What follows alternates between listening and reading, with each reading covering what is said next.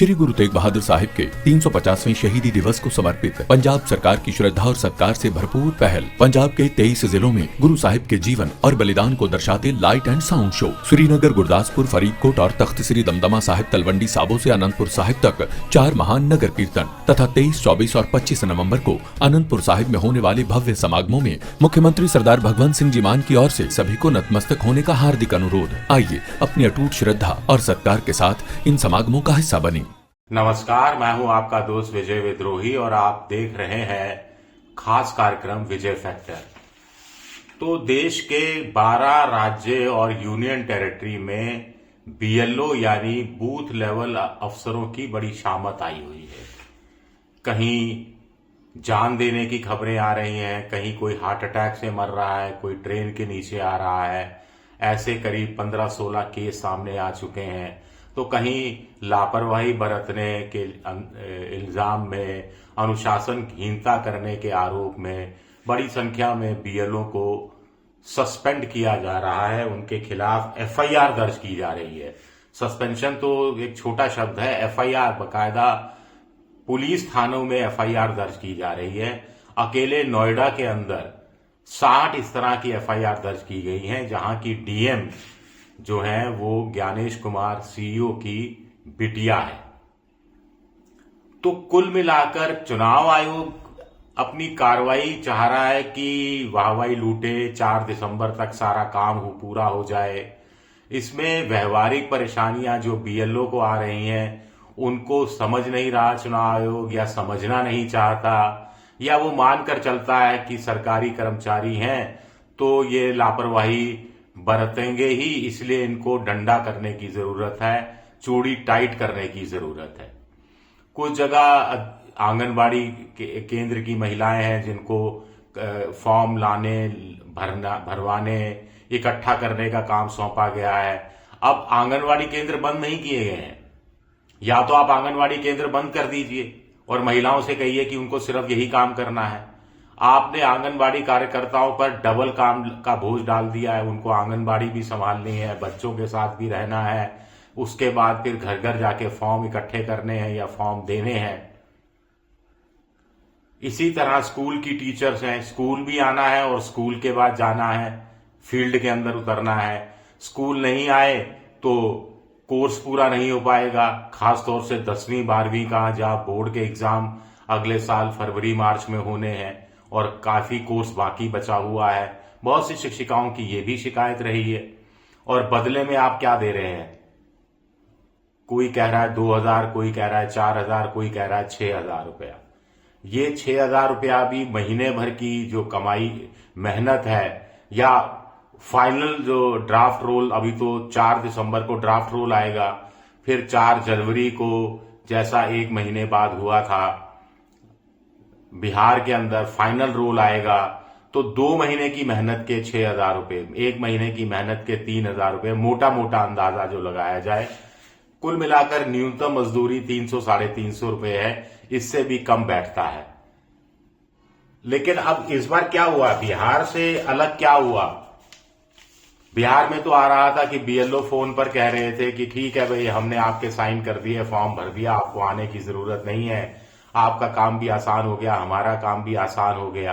लेकिन यहां पर एसआईआर में चुनाव आयोग ने कुछ नया किया है, जिससे बीएलओ बूथ लेवल अफसरों की तकलीफें बढ़ गई हैं।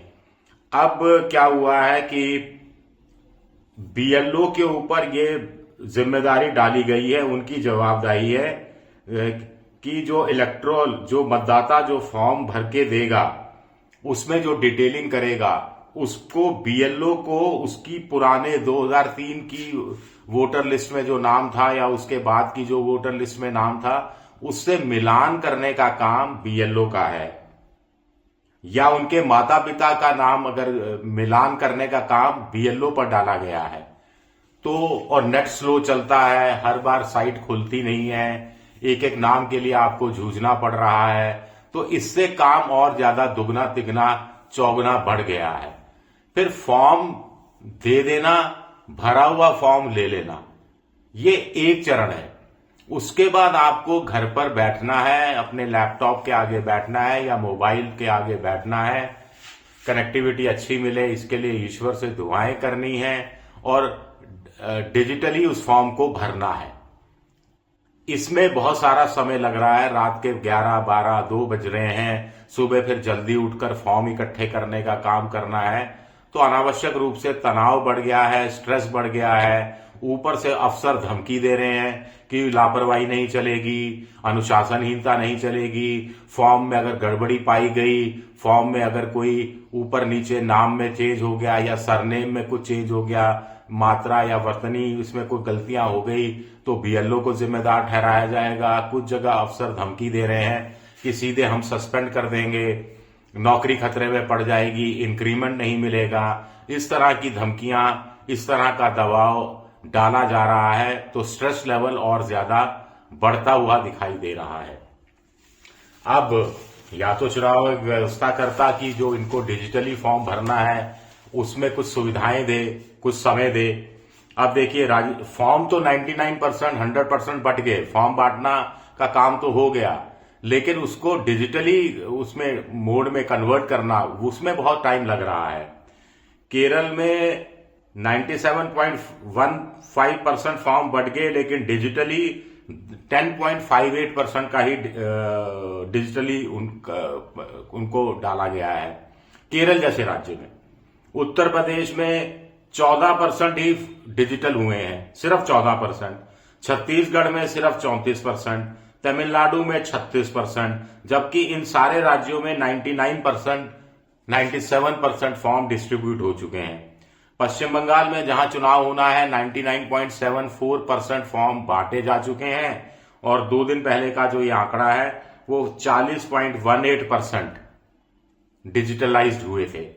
राजस्थान में जरूर ये आंकड़ा 60.54% का है, मध्य प्रदेश में करीब करीब 50% का है, गुजरात में करीब करीब 43% का है, लेकिन अनावश्यक रूप से दबाव बढ़ाया गया है। एक सवाल बार बार उठाया जा रहा है कि क्या उत्तर प्रदेश, गुजरात, राजस्थान, मध्य प्रदेश, छत्तीसगढ़, जहां अगले विधानसभा चुनाव बहुत समय बाद होने हैं, वहां पर क्या कोई रिलैक्सेशन नहीं दिया जा सकता? अब कुछ लोग कह रहे हैं कि साहब रिलैक्सेशन दे देंगे तो भी ढिलाई बरतेंगे बीएलओ, और इसलिए अभी कस दिया जा रहा है, कुछ इस तरह की बात कही जा रही है। लेकिन स्ट्रेस लेवल तो कम होगा।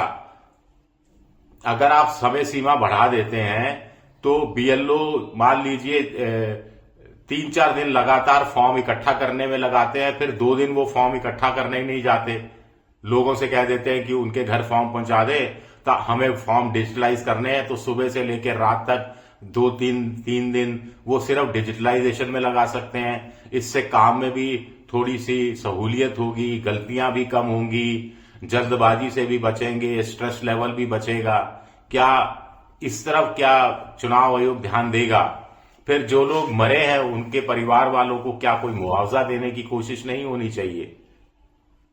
कुछ लोग कह रहे हैं कि जो बीएलओ मरे हैं, इन्होंने जो कुछ लोगों ने जान दे दी, कुछ को इस वजह से हार्ट अटैक आ गया, वो दरअसल उनकी हत्या की है। ये लोकतंत्र की एक तरह से हत्या है। कुछ लोग इस तरह का कमेंट भी कर रहे हैं। अच्छा मैसेज नहीं जा रहा चुनाव आयोग को, मैं ये इतना सा दरखास्त करना चाहूंगा कि अच्छा मैसेज नहीं जा रहा है जनता के बीच में। बाकी आप हैं, आप करते रहिए, आपका आदेश सर माथे पर। शुक्रिया मेरा वीडियो देखने के लिए, बहुत बहुत शुक्रिया।